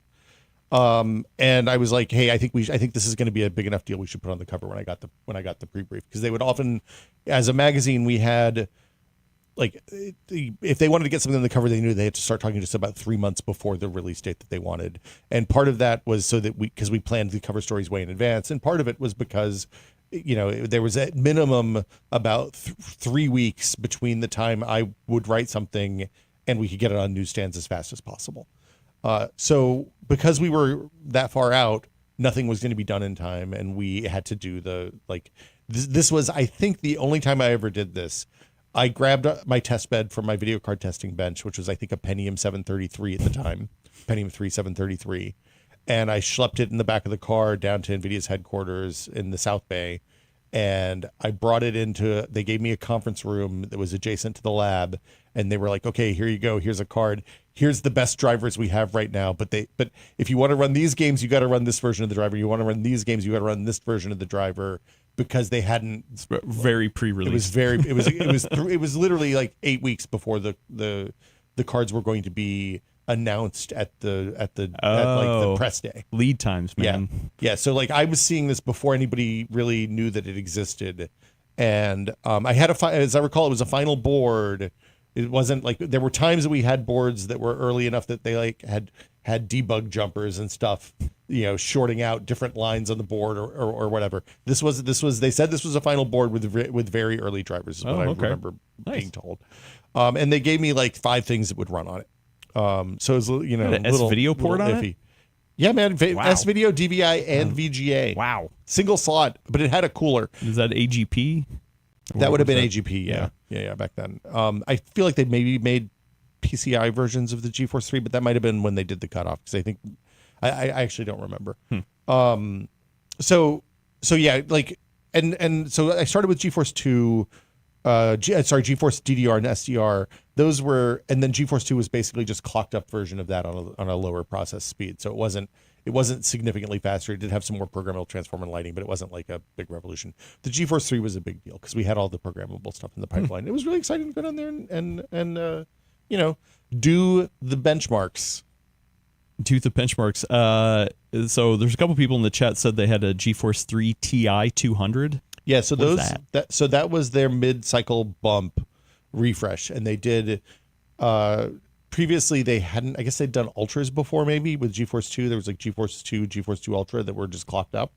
The Ti and the MX were clocked down. Well, the Ti was clocked up. The MX was clocked down. Let me see. But I don't actually remember what the question. The question was. Well, it wasn't a question. Like the GeForce 3 what was that? Yeah. So the GeForce 3 Ti 200 was I want to say clocked down from the original GeForce 3, and the Ti 400 was up, if I recall. And those were like, look, at that point, the expensive video card was probably $400. I don't remember what the MSRP on this was. I don't know if we have it. $400 in $2001. $2001. Wow. Yeah. Which were. This was prior to 9/11, so the economy hadn't completely collapsed yet. We were great. We were just looking down the barrel of it. And yeah, so like the interesting thing is they had a couple of pre-release games. So this was one of those times where benchmarking the thing that was new in the card was really impossible to extremely difficult because there were no games, there was no hardware that used pixel shaders. There were no games or benchmarks that used pixel shaders at this point. Nothing was out. Oh, yeah. So I had to get a pre-release copy of Aquanox, which was What is that? Aquanox? it was the first game that used pixel shaders. Did it release? It came out eventually. It was not a good Aquanox? game. It was a benchmark we used for a really long time. And it would run at 4 frames a second on the GeForce 2 Ultra. Was the kind of TLDR. Aquanauts? NOX. Oh, NOX. Yeah. Huh. Yeah, it was a submarine game, I think. I can't remember. It seems like it would be Gordon's jam. What is this it? Yeah, it's like a science fiction submarine. That's it. Oh, you can still get it on Steam for $5. Yeah. And Aquanox 2. Yeah, that's Aquanox harder. It was like Dang, a look at this game. Yeah, it wasn't a good game as I recall. I don't know. It never looks kind of cool. Look, if you're running at 60 frames a second, it might be great. At the time, it was probably running. I think on the good hardware, it was running at 20 frames a second. So it wasn't a good time for that. But anyway, Well, so how there's a question right here. How fast is it? How fast was it? Well, okay. So here's the thing we were just talking about. It's time to learn how fast the card performs. Luckily, we were able to spend a day with the early card, blah, blah, blah, blah, blah. Because the GeForce 3 is built on the GeForce 2 card, the new card is only negligibly faster in games and benchmarks with traditional renderers and low poly counts, such as Quake 3 Arena's Demo 001. The Quake 3 Quaver demo, however, which is like a souped-up benchmark loop that somebody made, takes place in a much more heated deathmatch environment, chock full of explosions and lighting effects. So in Quaver, the GeForce 3's new multiple memory controller architecture really shines, even at low resolutions, delivering a 10% performance boost. Of course, no one is going to shell out $500 for a 10% performance boost, so it's a good thing that the No one real would ever do increase that. comes in games such as Aquanox that take advantage of the card's programmable shaders. Now the end asks, could it have used some fake frames? I mean, look, if they had fake frame technology, we would have given it a much better score. Yeah, this was one of those times that you felt like you were looking a little bit into the future, right? Because it was the other thing about this, and we didn't really appreciate this at the time because this was just as game dev cycles were starting to increase beyond 18 months. A lot of times in the early 2000s, I want to say the Quake dev cycle was 18 months, and that was long, right? That was because they had a bunch of delays, and Carmack was writing engine and they didn't know what they were going to be able to build. So we didn't really appreciate that we weren't going to see any games that use this pixel shader technology until after the next card was available, if that makes sense. Oh, Yeah. okay. So which was it was a GeForce 4? Yeah, probably GeForce 4, maybe even the 5 was the bad one, if I recall. That was the one that sounded like a leaf blower. Yeah. That was when they transitioned to DirectX 8, maybe, I think, or 7. I can't remember. But the point is, the pixel shader stuff. This is also when I think they realized that they had to do more aggressive developer relations work. So they had to build a team that went out and seeded this technology with developers so that the games would be out when the cards were ready. And not 2 years after. Because they're like, oh yeah, we built all this functionality to this brand new card. People should buy it. Oh wait, none of the games use this brand new functionality. Yeah. I mean, it's a crisis problem. Yeah, right. Yeah. So yeah, that's the GeForce 3. It's 25 years old today. 25 which makes years me feel old, like man. I'm turning to dust. I mean, 25. That's It's a long time ago, Adam. that is a long time ago. Yeah, it's multiple lifetimes depending on how old you are. Half of a lifetime for me, I guess. Would you call that a watershed moment in graphics technology? Is that something we should look back on and being like, wow, that was a That was the moment I think that NVIDIA, so a couple things happened. It was in this story that I was talking to, I think Tony Tomasi, who was like a senior marketing vice president of marketing or something. He was a technical guy that they let talk to non-nerds. And Tony said, I asked him what the upper limit for performance was. And that's the time that he pointed at the 120 volt 15 amp wall plug and said it's 1600 watts. That's the most we can realistically pull out of a wall. We're getting there in North America. I think for me, the dawn of the programmable graphics card pipeline was that is the thing that started where we are now. both the good and the bad, right? In terms of graphics performance, and also that's the thing that opened up massively parallel compute for GPUs, which is why we have how we taught the computers to lie to us. Oh, great. Perfect. So, yeah. Love it. Like Full little, circle. Little double, little L. There you go. No 12-volt high power, though, on that thing? No, Single slot? Not yet. That would have been funny if it was, though. It just had a little, That would have been a lot of overhead. just to be clear, I think that the power supplies that were in most computers in this time, and probably Falcon Northwest in the chat probably remembers better than me, but I think like a pretty big power supply at that time was like a 450 watt power supply. Yeah. Wow. So yeah, like I think if I were going back and looking at the things, and this might be a fun exercise at some point, but looking at the technologies that were the most impactful during that time, I don't know if it's this card. The original Radeon came out around the same time and was also, it was also a programmable pipeline, the whole thing, shape pixel shaders, the whole deal. It didn't have the industry support that the NVIDIA side had, and it really was more of a DirectX card. I think that's a really big deal. I think the shift to multi-core in the early 2010s was really important. Moving away from single core enormous Pentium 4 deep pipelines to the more modern CPUs that we're familiar with now. I think probably the Ryzen's another big moment. I don't know. GeForce probably the 40 series, I guess, is a watershed. I don't know. This seems like a Hall of Fame type conversation. Yeah, like the GOAT. Yeah. Like 1080 Ti. Yeah. Okay. Yeah. Thank you for taking us a trip down memory lane, Will. I appreciate it. The last time I looked, NVIDIA still published all of their old tech demos, except for the ones from the horny period, where they had the scantily clad fairy as their mascot, which was like, look, we don't need... people used to put things on video cards because they thought it helped them sold, and it just turned out it knocked a whole chunk of the audience away from PC gaming. But yeah, so the Chameleon, last time I looked, was still available on their tech demo archive. So you can download that and run that on a computer today. I think you had to run a OpenGL wrapper because I think it was an OpenGL thing. Well, friend of the show, Agent Birdnest, says, I love this history lesson. I was PC gaming back then, but not a hardware enthusiast. So it's news to me. So nice. I like it. Now... Let's get into the end of this show, which is the Q&A. If you have a question right now in the chat at the Full Nerd Network, it's the easiest way for us to see it. But if you're watching or listening to this later, that's okay too. In the description below, there is a link to our Discord for the Full Nerd Network, and there's a question channel in there. Actually, now there's 3 of them. There's a question channel third one for Full Nerd. There's a question channel for Dubu Diaries and a question channel for Expedition Handheld. Is there no upper limit to the number of questions channels we can have? I haven't hit it yet. 1,600 watts. Oh, there you go. Yeah, Wait. the wall. Wait, is the Expedition Handheld? That was very good, Alex. Still got it. Is the Expedition Handheld? Is it just questions? Yeah. Yeah, somebody was like, "Oh, is this questions for Canadians?" Yeah. No. Yeah. Where's your back bacon? Yeah. buddy? I tried to put E:*H, so it's not just What's your But Tim no, you Hortons, can't put colon in what's your the Tim Hortons order? donuts. Yeah.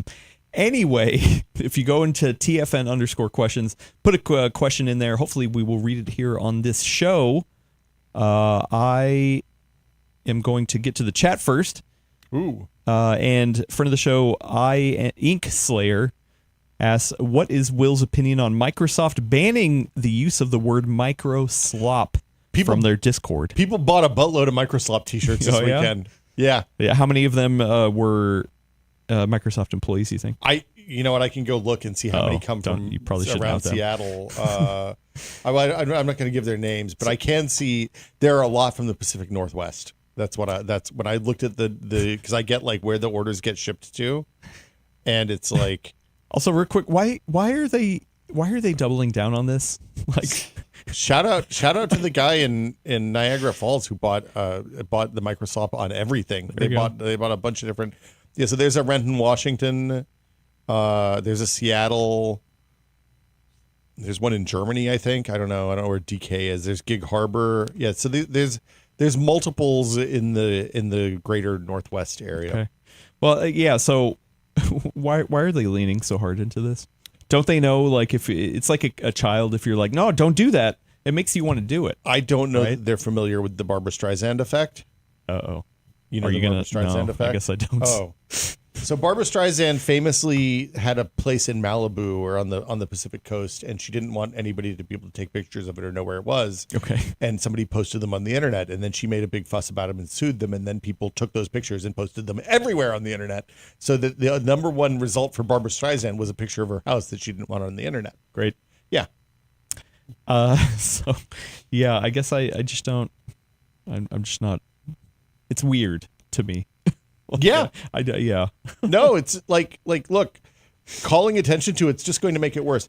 My guess is that this is the typical problem where somebody who is like the new community manager or doesn't have the social capital as the community manager, somebody says, hey, you got to get all these Microsoft references off the disk. Like some executive rolls into the Discord to check out what people are talking about, to see how much people love Microsoft. And then they get in there and the first 3 posts are about Microsoft. And then they send a note to a junior community manager who's like, hey, you got to deal with the slop problem. Get it out of the Discord. And they're like, this is a bad idea. We shouldn't do this. This is just going to make it worse.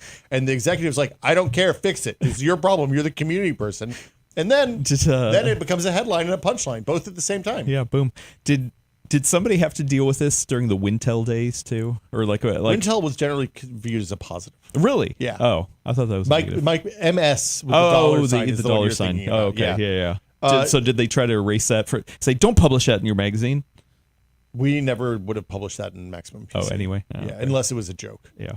The one I always think about the Slashdot. Slashdot. What was the open? It was like the open source news site, but also kind of general nerd interest for a large period of time in the early 2000s.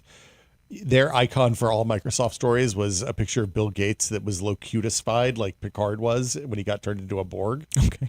It was very good. And I knew Microsoft people had to be reading that site because everybody did, and I also know that they had to get really upset about it every time. But yeah, that was when Microsoft felt like they were evil. But not actually evil yet in terms, in terms of corporate overlords. Yeah. Here's another question for you, Will, because you're an Apple. Well, actually, you know what? I'm gonna ask this to Alex too, because you're an Apple person as well. Any thoughts on Apple releasing this new round of products via press release? No live stream. They didn't do a live stream for the MacBooks. So it's yesterday they announced what was it? iPad. A new iPhone, Pro? right? And a new no, I thought it was a new yeah, iPhone. and a new iPhone. And today there's new MacBooks. Yeah. So they're like, it's like they're drip feeding. It's like the week of Apple instead of, oh hey, we have a big press conference. As Apple people, please tell me, are you excited? I think they know you're going to buy it anyway. Oh, womp, womp, womp. Look, here's the thing. I think that they've reached a point where the things that used to be the most exciting are not exciting anymore. Like it's not like moving from an iPhone 4 to an iPhone 5 where there was like suddenly the screen was bigger and it was a higher resolution. You had a really good camera and like it could do all sorts of voice stuff that you'd never seen before. And now it's just like, hey man, we got it's like the new processor. It's like 10% faster, 10% again. And like it does all the stuff that your old one does, but it's just a new one. Like, also, the big news is that they made a cheaper machine with an old chip. Yay. That's the big news. So okay, well, if you want to know more of those news, they're covering on our sister site MacWorld. I one of these days I want to get Roman, who's the producer of the MacWorld podcast, on this podcast. He's actually just so you can abuse him for an hour or two. He's been on, but no, we got to grill him, put his feet to the fire. Yeah, I'm just kidding. It'd be fun. I don't know if this is what maybe gets him on. I told him to let me know when the next big Mac hardware announcement thing is for computers, and we can debate about it. But I don't know if this is really the next thing. So this 17E, the new phone, is like it's not the budget. small phone From $600, but it's not like I want a small 6.1. phone. I want the baby phone for babies. I think it is the smallest phone they have right now, right? Well, yeah, but it's not the small phone. I mean, it's not a. It's just not slightly a small phone, smaller. Yeah, I don't know. I feel like they don't have. I feel like, look, there was a period of time in the early 2000s in the iPod days and then especially after the iPhone launch, where every tech company was watch what Steve Jobs did when he came back in and started doing those keynotes, right? And they were chasing incredibly hard without realizing that the actual thing that Apple was doing there was they were just telling stories, right? They were telling the story of a product that's going to make your life appreciably better. And I think that the relationship that most people have with technology now is that the technology is going to make your life appreciably worse. And they don't it's hard. They have no stories to tell. It's hard for Tim Cook to stand up on the stage and be like, "Hey, man, we're making a cheaper version of the thing. It's still expensive because memory is a nightmare right now, and also we're destroying the environment on like 3 different axes now." So I mean, he could. Like, is he going to just show Soylent Green one day and be like, "Hey, look, this is the future we all crave"? Well, like Alex said, people would buy it. Yeah, yeah. All right. Well, this is not the place to get for your Apple news. We do have a question from a friend of the show, Floor Candy, over on Discord. We went from 150 watts to 250 watts from the 1070 to the 5070. That's about a plus 25 watt per gen. Okay. With that trajectory can be predicted that we might go beyond 300 watts in 2 to 3 more gens. By that time, are we still able to call the series mid-range GPU for what it might cost to build and run the PC? So essentially, the 70 series, should we consider that? I think the 70 series is probably inching, like the pricing for the post 20 series 70 cards has not felt mid range to me. I don't think pricing or power or any of that kind of stuff. Like, I mean, also whatever they can name these things whatever they want. Like in my mind, a 5090 is not really for gamers. A 5080 right. I think is the top of the line gaming GPU. That's practical, I guess. Like, I mean, sure, if you can get a 5090, cool, great, card, that's great. Yeah. Well, it depends on which one you get. So, like, I consider, and then there's the 5070 Ti, 5070, 5060, 5050, whatever. So, like, numbering wise, sure, whatever, it's in the middle. But in terms of performance and cost and power, I would call that like that's more upper range. Like all these are upper range, right? Like especially now that the new lower end is just amazing APU performance. Like, yeah. I mean, is that it? Like I know they're framing this in a bad way. Like, oh, this sucks that the 70 class used to be mid-gen and now it's not. Do I care the numbering? I don't. Do you? I care about the prices and the performance more than the which label they stack on the box, I guess. Yeah. So yeah, I mean, I guess the question is what are we getting for the extra wattage and the extra money, right? Is it a real upgrade? Is it something that feels like it has value? This feels like an Elena question, actually, more than anything. Well, I'm going to go look at the GPU hierarchy list on the Tom's Hardware. Actually, you know what? I don't think he has the 10 series on there anymore. Oh no, that was the old list. I mean, you can only test so many cards, right? So yeah. Well, and they don't. It's end of life now. No new driver support. Yeah. But I mean, oh wait, they still have. Oh no, that's still just in there? No. Yeah, no, it's not. Unfortunately, so I can't go look at that handy dandy chart. I mean, for me, when people ask me what they should buy, like that's the other way to frame this, right? Is I ask them how often they upgrade their PC, right? So I have a friend who does a new PC every 5 or 6 years. And when he buys a PC, I tell him to spend as much money as he can and get the fastest video card ever because he never wants to open it and never wants to swap anything out. And in the old days, that was kind of a bad. That was generally bad. It was not super cost conscious advice because you would get such a huge benefit from a a 3-year video card update that it was bad advice to buy a $500 video card and then 3 years later. You wait 6 years because you'd do much better to buy a $300 video card and then another $300 video card 3 years into the life of that PC. These days, with the increasing power requirements, it's a much less safe upgrade than a video card used to be, right? Like if you go from a 2070 to a 5070, you might be replacing power supply too, and like replacing a video card is pretty easy. I mean, maybe your CPU might be bottlenecked by whatever gen. Your CPU is going to be bottlenecked, but you'll still see some lift off of the new GPU. But like having like for a person who's not good at PC stuff, replacing the power supply is a big deal, and it's hard because like especially with the two 8-pin. The 8-pin CPU connectors and all the stuff that's unwieldy and routing cables around and stuff like that. So if you buy a nice like off the shelf machine like a Falcon or an Origin or something like that, and you're like, oh, I want to get a new video card, your solution is either send it back to Oregon to Kelt and have him replace it for you and charge you money for a new video card, or figure it out yourself and hope that the power supply holds. And like those aren't great outcomes. Well, speaking of Falcon Northwest, Kelt says mid-tier means buying more often though, and quicker to your PC. Yeah. Not keeping up and not being happy with it. Yeah, 100%. Yeah, definitely getting squeezed. I mean, on all fronts. No, the thing is, I think we're reaching the point where we're not going to see the video cards like we have to be looking at the upper limit of what a video card's going to draw. I mean, we're definitely seeing that on the 50 and the 90 series cards. But I think we're realistically, I don't think we can expect people to run 1200 watt power supplies in like a mid-range PC. Yeah. A couple more questions to get out of here. Tactical Tug has a question about audio. Friend of the show, Tactical Tug, I guess. So they're saying the levels are off when it gets to Spotify. Yeah, I mean, the thing is the Full Nerd is the only podcast we have on here that is actually edited in real time.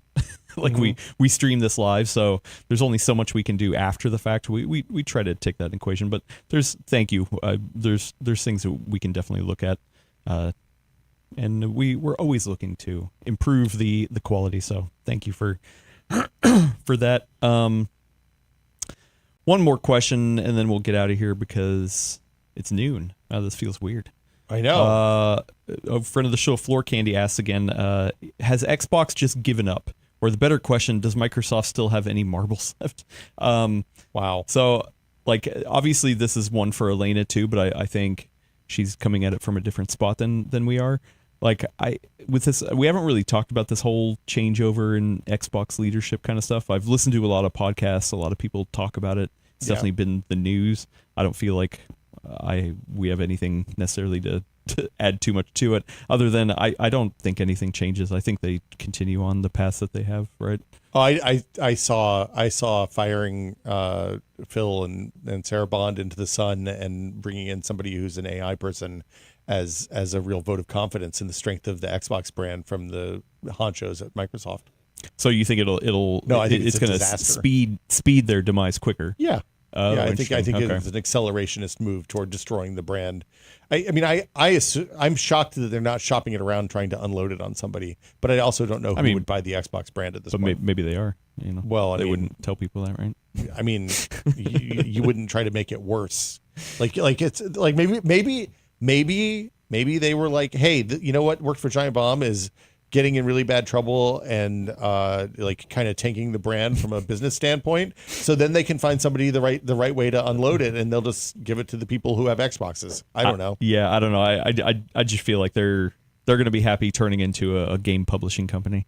And like I don't even think they're going to be happy with that. And be like, look, they spent an insane amount of money buying game publishers over the last 15 years, and then they turned them into a subscription service that is like this is Gordon, when they launched the Xbox right up to the point that it was profitable 10 years in, that they started making actual money, would yell how much money are they losing on Xbox every quarter, right? Because they were just hemorrhaging money on the Xbox, the original Xbox One, and even the 360, especially through the Red Ring debacle. And it wasn't until they got past that, and just about the time they started making money is when they flushed it down the toilet with stuff like the Xbox One and their insane, hey, you don't actually own your games anymore launch strategy. So yeah, it feels bad. I mean, I feel like Xbox specifically is profitable though, isn't it? When they do their quarterly. Isn't the games division? So the Game Pass stuff is profitable, but no, not Game Pass. I just mean Xbox as a division in Microsoft. That I don't know. I don't break that out. Yeah. The thing that killed me is when they were like, oh yeah, Xbox is profitable, and they were like, well, what about all the AAA games that you're paying to develop and then dumping onto Xbox that have no sales because they're on Game Pass? And they're like, oh well, we bill those against the studios, not against Game Pass. So like when Bethesda released their I don't remember the name of the game, the space Skyrim, when they spent $150 million making that game, and then released it on Game Pass so that everybody who wanted to try it for 15 minutes just paid $10 a month for Game Pass or $15 a month for Game Pass for 1 month, played 2 hours and were like, oh, this game is bad. I don't want to play it anymore. And so that instead of having a bunch of $60 or $70 sales of that game, Microsoft got a bunch of $15 and then people didn't stay on the service. And like Bethesda eats that L. Game Pass looks great because their numbers go up for the month. But at the end of the day, some accounts can be like, hey, why are we paying for Bethesda to keep making all these games that lose money every time because nobody buys them anymore? When it's not actually Bethesda's fault that nobody's buying their games. It's that they're giving them away essentially for free as part of Game Pass. Anyway, the whole thing's cooked. I guess there was an article from Bloomberg a number of months ago, late last year, saying that I guess they're profiting $4 billion annually, the Xbox division. That's good. So like that's why. How much like, did they spend on don't Call think, of Duty again? This takes into account plus the Call of Duty. Yeah, but they spent $70 billion. Oh yeah. Buying Call of Duty. So that means, let's see, 70 but divided by 4. I don't think they would buy it and then immediately shutter it. 15. So 16 years they'll recoup that $70 billion. That's why, like, I don't think it's going away. No. I mean, like, I don't think Xbox is just going to not exist in 5 years. Well, because they just spent that money. That would be so stupid. It's a write down. Then they get it. Then they don't pay taxes for 20 years. Well, that's true. You're right. Yeah. Maybe that's why I'm not the CEO of Xbox. Go watch that Batgirl movie that Warner Brothers made a few years ago. Let me know how it is. They made a movie? Yeah, they made a movie. Oh. And do you know what happened? Didn't test super well, so they just killed it and put it in the vault forever, destroyed it. Oh, really? And then they got a tax write-off for all of the money that they spent on that movie. Okay. So think about how much taxes you don't have to pay if you have $70 billion of write-down. Yeah. Well, yeah, maybe they should hire you. Maybe you should be the new CEO of Xbox. Not enough money in the world to take that to land $4 billion? Look, who was it a minute ago? Say I'd do it for $4 billion. Wait, I thought you just said there was not enough money. Look, come on. Here's the thing. Jonathan Stead, 3867 said, I think the MS campus is next to a rake factory. And I think you're right. I think the Xbox division is right in the middle of the rake factory. Yeah, I guess. Yeah, we'll see. I don't know. I'm curious. Yeah. I mean, Xbox does make more money than Windows because they still sell something. That's probably true, Gentlestone. Well, and hey, there was that article about Windows having now 75% of the market share for OSs. Like it's shot up. We were talking about 11? Windows 11. It shot up. I mean, they put the fear in Windows people. 10, Yeah. Anyway, we should wrap it up because it's Miller time. Lunchtime. Nope. Definitely not drinking Dual Miller. Boot Diary time. Well, that too. Yeah. So if you want to go subscribe over on Dual Boot Diaries. Just kidding. No. Check back next week for your fix of PC talk here on The Full Nerd. We will continue to be talking about the latest fun topics around PC hardware. If you want to tune into us live, like I'm sorry we kind of jumped the gun a little bit. We mentioned it before, but we didn't give people proper heads up. But we are now going live at 10:30 a.m. Pacific. Specifically at Pacific. Pacific time, yeah. Pacific time. So, and actually, oh man, isn't this weekend daylight falling savings? back? Yeah, we're falling back. No, we're springing forward. No, springing forward. Oh, so that means we start now. We're back at 11:30. Oh, crap. No, we're back at no.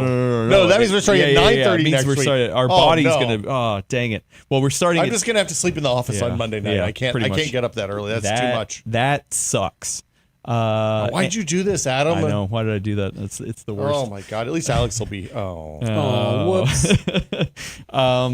If you want to listen to us on the go, I double checked recently because of Expedition handheld launching, and The Full Nerd is pretty much anywhere you can point an RSS. And I think there's only one entry on Spotify. I did I tell you? I think I solved that. Oh really? Yeah. There's just delete it and no. re-add Well, it? I mean, it's solved, but I think I figured out why it was a problem to begin with. We can talk about this off air. Anyway. If you want to catch the newsletter of the podcast, if you want The Full Nerd in written word, then go over to PCWorld.com/newsletters with an S/sign up. And you can sign up for the Full Nerd newsletter delivered fresh into your inbox every Friday by one Eleni Yee. And it might be a topic that you get really angry about. Yeah, I know I will. She's just punching all the buttons, man. Yeah, I think I was going to press her, but she had to leave. I think she's just doing it just to troll me. So, like, her success is that I wake up Friday morning, read the newsletter, and then immediately get in our Slack and complain about it. We'll know if Friday morning she starts with "cats are stupid." Then She would never say that. She might. You never know. She would never say that. Yeah. She would be trolling herself at that point. Liquid death sucks. Well, yeah. Then those are fighting words. Woo. Anyway, what else to cover this? Oh yeah, Dual Boot Diaries. We talk about Linux. Yeah. Yeah. We've got plenty to talk about still. It's a weird place. Linux doesn't stop Linuxing. I mean, look, every time I think I've gotten like the Linux situation under control, something new happens, and then not so much. Yeah. You can subscribe on Dual Boot Diaries anywhere the podcasts are found. Yep. Anyway, guess what? Dual Boot Diaries also hits the Full Nerd Network YouTube channel if you want to see our faces. Yeah, so if you subscribe there, you get it there too. And there's a brand new podcast, the third one as part of the network. But wait, there's more. There's more. For the low price of free, you can also subscribe to Expedition Handheld. I just call it Yeah, it's an podcast.